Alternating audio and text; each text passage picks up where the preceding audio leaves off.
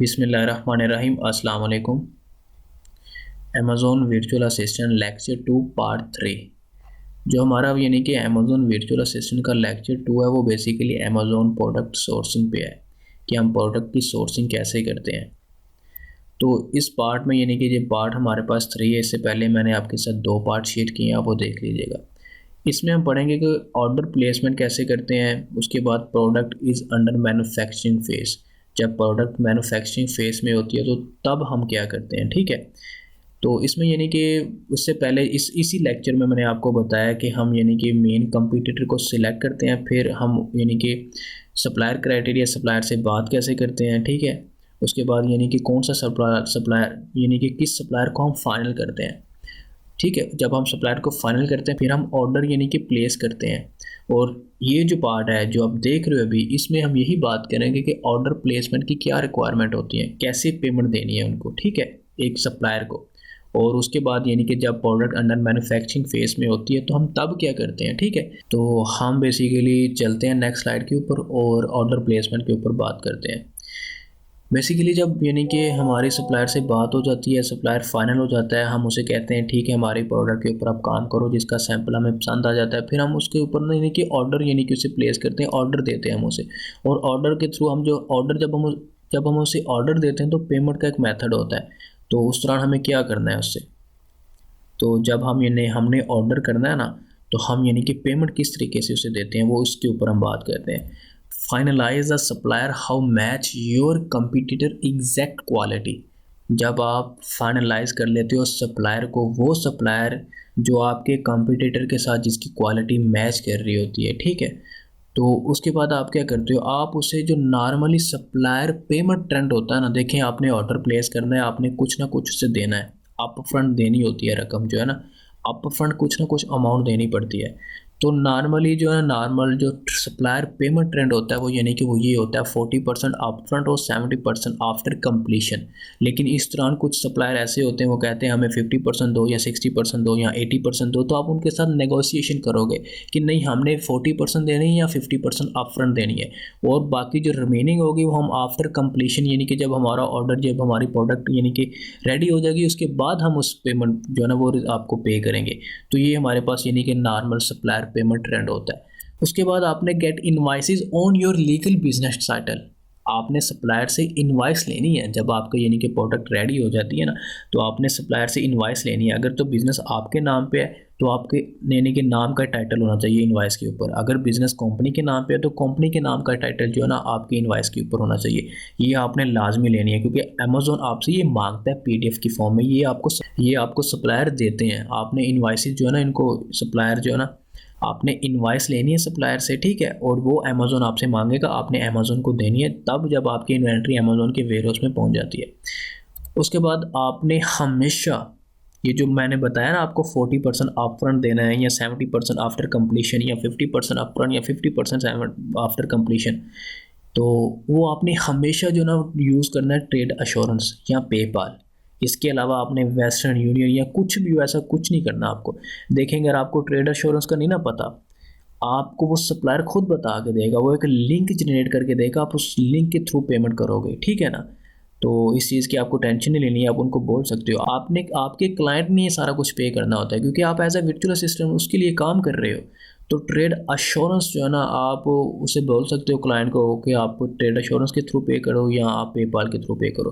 तो ये order placement होती है, यानी कि हम ऑर्डर ऐसे प्लेस करते हैं, हम उसका जो सप्लायर का यानी कि पेमेंट यानी कि हम पे करते हैं सप्लायर को, वो 40% अपफ्रंट होती है और 70% आफ्टर कंप्लीशन होती है। फिर हम उससे यानी कि जब हमारी प्रोडक्ट रेडी हो जाती है हम उससे इनवाइस वगैरह लेते हैं बिजनेस टाइटल के ऊपर, फिर हमेशा यानी कि हम उसे पे करते हैं ट्रेड अश्योरेंस या पेपाल से। उसके बाद अगर हम बात करें कि things to do while product is under manufacturing phase.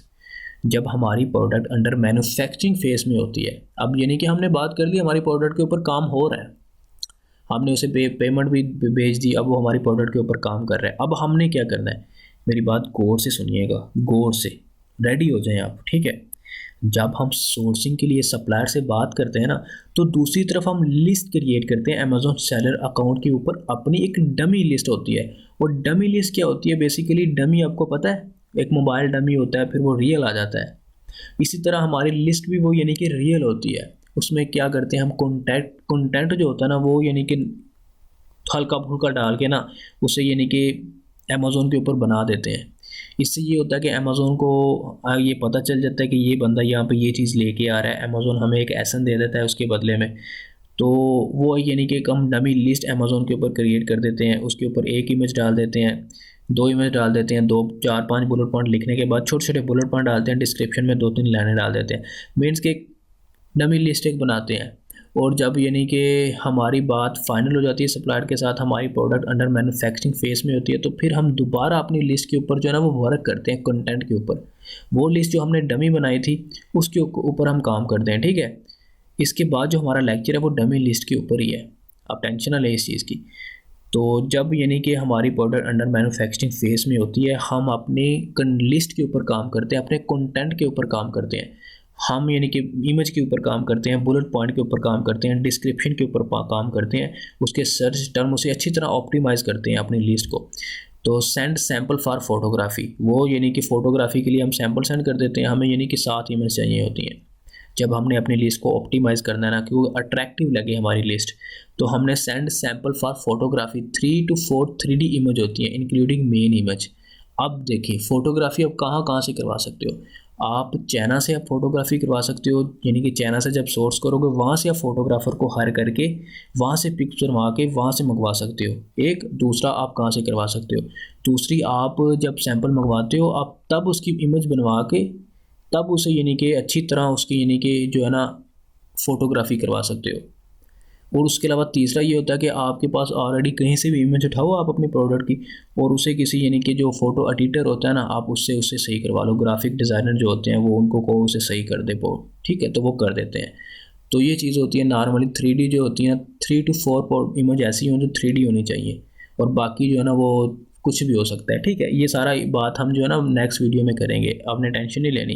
ये मैं आपको बता रहा हूँ कि जब हम हमारी प्रोडक्ट अंडर मैन्युफैक्चरिंग फेज़ में होती है, जब हम उनसे पेमेंट कर देते हैं, सारा कुछ कर देते हैं, हम तब क्या करते हैं, हम तब उसी लिस्ट के ऊपर काम करते हैं जो हमने डमी लिस्ट बनाई होती है। तो डमी लिस्ट का हमारा नेक्स्ट टॉपिक है, तो यानी कि वो उसमें मैं आपको बताऊंगा डमी लिस्ट कैसे क्रिएट करते हैं। बेसिकली डमी लिस्ट रियल होती है, ये कंसेप्ट अपने जहन से निकाल दें कि डमी लिस्ट यानी कि वो कहते हैं फेक होती है, बिल्कुल रियल होगी वो लिस्ट। बस उसमें क्या होगा, जब हमारी प्रोडक्ट्स यानी कि जब हमारा सप्लायर फाइनल हो जाएगा ना, तो हम जब हमारी प्रोडक्ट के ऊपर सप्लायर काम करना शुरू कर देगा, तो हम तब उसकी लिस्ट को यानी कि ऑप्टिमाइज़ करेंगे, उसके बुलेट पॉइंट अच्छी तरह लिखेंगे, उसकी डिस्क्रिप्शन डिटेल में लिखेंगे, उसके कंटेंट, उसके सर्च टर्म में सारा कुछ ऐड करेंगे, उसकी इमेज अच्छी जो है ना वो डालेंगे वहाँ पे। तो ठीक है, ये चीज़ होती है। उसके बाद नेक्स्ट हमारे पास है do not use suppliers image. आपने सप्लायर की इमेज कभी यूज़ नहीं करनी, ठीक है। देखिए, आप सप्लायर की इमेज यूज़ नहीं करोगे, क्योंकि हम सप्लायर की इमेज सिर्फ यूज़ करते हैं डमी लिस्टिंग के अंदर। जब हम डमी लिस्ट बनाते हैं, मैं आपको फिर बता रहा हूँ, यहाँ से आपको थोड़ी सी कन्फ्यूजन होनी है, तो इसीलिए आपने दोबारा सुन लिया। जब हम सप्लायर से बात करते हैं उसी दौरान हम अमेज़ोन के ऊपर डमी लिस्ट बना देते हैं, डमी लिस्ट बनाते हैं। तो जब हमारी यानी कि सप्लायर फाइनल हो जाता है, हम उसे पेमेंट भेज देते हैं, ऑर्डर प्लेस कर देते हैं। फिर उसके बाद यानी कि टाइम लगता है, प्रोडक्शन टाइम लगता है, प्रोडक्ट करने में, यानी कि उसे रेडी करने में एक टाइम लगता है। उस टाइम के दौरान हम कंटेंट के ऊपर काम करते हैं। अगर आप कंटेंट खुद लिख सकते हो, आप as a virtual assistant content writer भी बन जाते हो, आप उसका कंटेंट खुद लिखते हो। अगर आप नहीं लिख सकते तो आप किसी से लिखवा सकते हो। अगर एज अ वर्चुअल असिस्टेंट आप अपने क्लाइंट को बोलो कि यार एक कंटेंट के लिए मैं किसी को हायर कर सकता हूँ, तो अगर कहेगा तो आप कर सकते हो तो आप कर लो, नहीं तो आप खुद लिखोगे। और कंटेंट कैसे लिखा जाता है, अगर आप खुद लिखना चाहो तो मैं आपको वो भी टिप दे देता हूँ। आप मेरी एक और बात सुने, अगर आपको कंटेंट नहीं लिखना आता तो मैं आपको कंटेंट राइटर भी बना देता हूँ, टेंशन नहीं लेनी है आपने, ठीक है ना। आपने क्या करना है, जो आपकी प्रोडक्ट है आपने उसे डिफरेंट रिटेलर स्टोर के ऊपर जो है ना सर्च करना है। जैसे ईबे है, इसके ऊपर आप अपनी प्रोडक्ट को सर्च करें। उसके अलावा आप यानी कि अमेज़ोन के ऊपर करें, अमेज़ोन इंडिया के ऊपर करें, अमेज़ोन किसी और कंट्री में अमेज़ोन है उसके ऊपर करें। वहाँ से जो टॉप सेलर हैं आप उनको निकालो, उनकी डिटेलें पढ़ो, उनकी डिस्क्रिप्शन पढ़ो, उनके बुलेट पॉइंट पढ़ो। तो आप उनमें जब पढ़ोगे, पढ़ने के बाद आप अपनी लिख सकते हो, ठीक है ना। तो इस चीज़ की आपने टेंशन नहीं लेनी। अगर आप नहीं लिख सकते तो आप कंटेंट राइटर को हायर कर लो। तो आप यानी कि जब अपने सप्लायर्स अपने तो आप अपने क्लाइंट से पूछ सकते हो, तो वो कहे ठीक है आप कर लो, तो आप कर लो, वो आपको पे कर देगा आपके कंटेंट राइटर को, ठीक है। तो ये बेसिकली होता है कि जब हमारी प्रोडक्ट अंडर मैन्युफैक्चरिंग फेज़ में होती है तो हम अपने ना कंटेंट के ऊपर काम करते हैं। जब हम लिस्टिंग बनाएंगे ना, डमी लिस्ट बनाएंगे, नेक्स्ट लेक्चर हमारा बेसिकली जो है ना वो डमी लिस्ट के ऊपर है। थर्ड लेक्चर है हमारा Amazon product list creation on seller account. तो इसमें यानी कि आपको अच्छी तरह जो है ना वो आइडिया हो जाएगा कि डमी लिस्ट कैसी होती है, यानी कि वो बेसिकली रियली होती है। फिर इसी वीडियो में आपको ये भी पता चल जाएगा कि एक ऑप्टिमाइज लिस्ट कैसे होती है, वो यानी कि जब हम अंडर मैन्युफैक्चरिंग में हमारी प्रोडक्ट होती है तो वो हम कैसे क्रिएट करते हैं, वो भी वीडियो आपको मिल जाएगी। ठीक है, अगर आपका कोई भी सवाल है तो आप ये पहले तो इस चैनल को सब्सक्राइब करें जिसके ऊपर आप वीडियो देख रहे हैं, इसे रिकमेंड करें और इस ग्रुप को ज्वाइन करें e commerce world by NC, और यहाँ पे अपनी क्वेरी डालें, इंशाल्लाह आपको जल्दी रिस्पॉन्स मिलेगा। ठीक है, आप अपना ख्याल रखिएगा। अल्लाह हाफिज़।